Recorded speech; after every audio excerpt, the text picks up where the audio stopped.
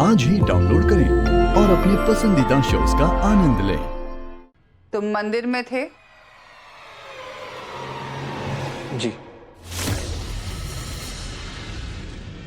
क्या हमारी गाड़ी तुम चला रहे थे? जी।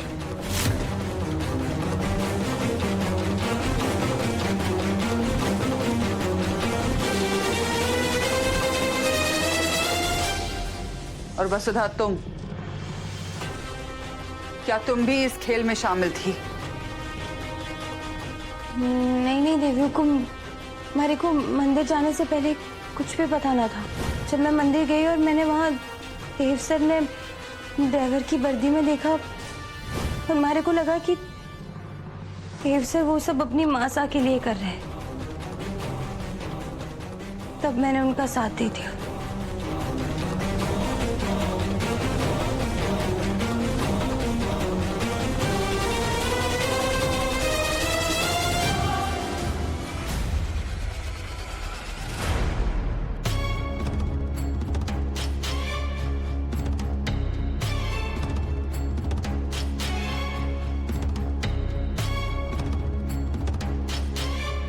हुकुम, हमारे को माफ कर दीजिए। हमारे को आपके साथ ऐसा छल ना करना चाहिए था। हम जानते हैं कि समय और मौसम के साथ लोग भी बदल जाते हैं, लेकिन हमारा ये मानना था कि हनुमान की जड़ें इतनी मजबूत है कि कोई भी मौसम उसे कभी नहीं बदल पाएगा।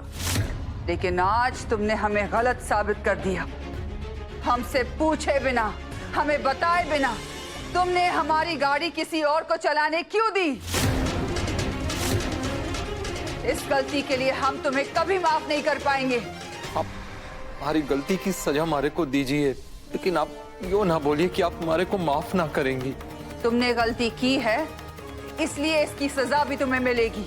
और तुम्हारी सजा ये है कि आज के बाद तुम हमारी गाड़ी कभी नहीं चलाओगे।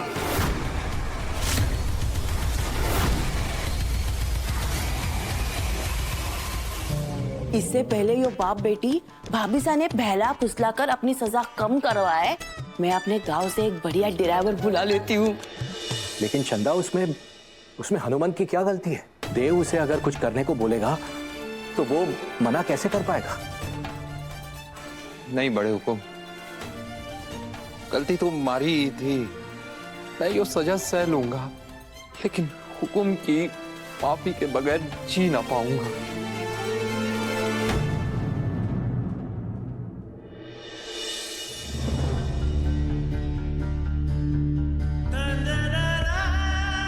साहब, काकू ने जो किया मेरे लिए किया। मैं आपसे माफी मांगता हूँ मासा, मुझसे बहुत बड़ी गलती हो गई। मुझे आपके फैसले पर सवाल नहीं उठाना चाहिए था। पता नहीं बिजनेस और नफा नुकसान के आंकड़ों में इतना फंस गया कि मैं भूल ही गया कि आप अगर कोई फैसला लेंगी तो उसके पीछे आपकी सोच, आपका अपना कोई कारण होगा। बस उन्हें समझाया तो मुझे रियलाइज हुआ कि ये धन दौलत शोहरत ये सब लहरों की तरह है, पास तो आएंगी पर वापस समंदर में लौट जाएंगी। और ये प्रोजेक्ट्स और ब्रांड एम्बेसडर आते जाते रहेंगे, लेकिन सबसे ऊपर है हमारा रिश्ता। मैं भूल गया था कि वक्त पर रिश्ते नहीं, रिश्तों पर वक्त कुर्बान किया जाता है। अम्मा साहब, आप में मेरी सांसें बसती हैं। आपसे अलग मैं कुछ भी नहीं हूं। मैं आपसे वादा करता हूं कि आज और अभी से ही मैं आपके किसी भी फैसले पर सवाल नहीं उठाऊंगा, कभी भी आपके खिलाफ नहीं जाऊंगा। और मुझे किसी से कुछ नहीं चाहिए। मुझे बस आपको फिर से मासा पुकारने का हक चाहिए। मुझे बस आप चाहिए, बस आप।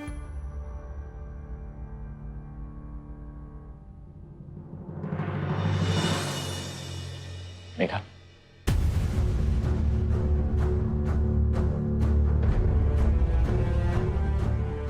साहब,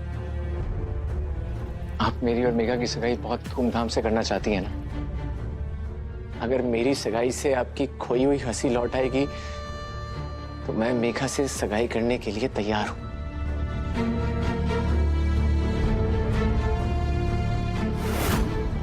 और आप जिस तारीख पर कहेंगी, जो मुहूर्त पे करेंगी, उसी पर।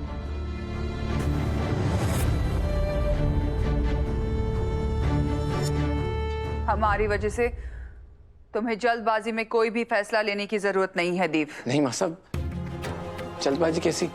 मेघा आपकी पसंद है और आज नहीं तो कल मेघा से सगाई और शादी दोनों होनी ही है, तो अभी क्यों नहीं?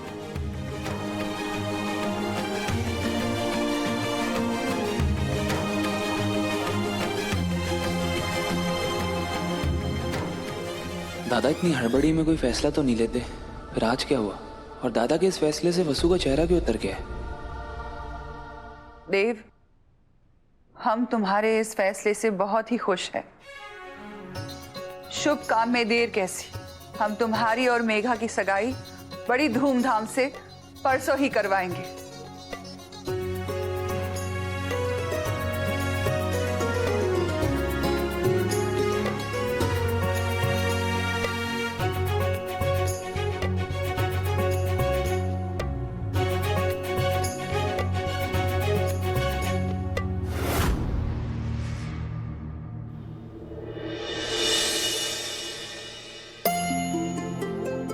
आपने बुलाया मैम? आओ बैठो।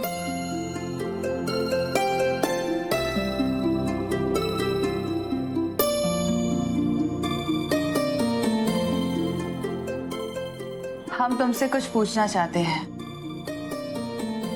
हम तुम्हारी सगाई परसों ही करवा रहे हैं, इस बात से तुम्हें कोई आपत्ति तो नहीं? नहीं मैम। लेकिन एक बार हम तुम्हारी मौसी जी से भी बात करना चाहते हैं। जी बिल्कुल।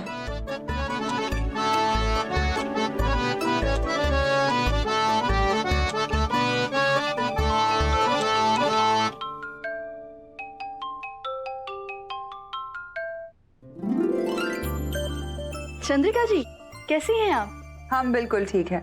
आप बताइए, आप कैसी है लता जी? बस आपका फोन आने से तबीयत खुश हो गई। अगर आपकी सहमति हो तो हम देव और मेघा की सगाई परसों ही करने की सोच रहे हैं। हाँ, थोड़ी जल्दी है, लेकिन हमारा मानना है कि शुभ काम में देरी नहीं होनी चाहिए। चंद्रिका जी, आपके मन में बात आई तो मतलब हमारी तरफ से भी बात पक्की है। आप जब कहे, जैसा कहे, सगाई कर लेंगे। वैसे भी मेघा आजकल अपने घर में कम और आपके यहाँ ज्यादा रहती है। और अभी तो बहू बनी भी नहीं है।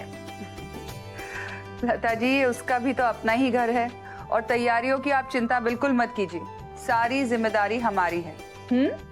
अच्छा, अब हम रखते हैं, जल्दी बात होगी। जी, मैं इंतजार करूंगी।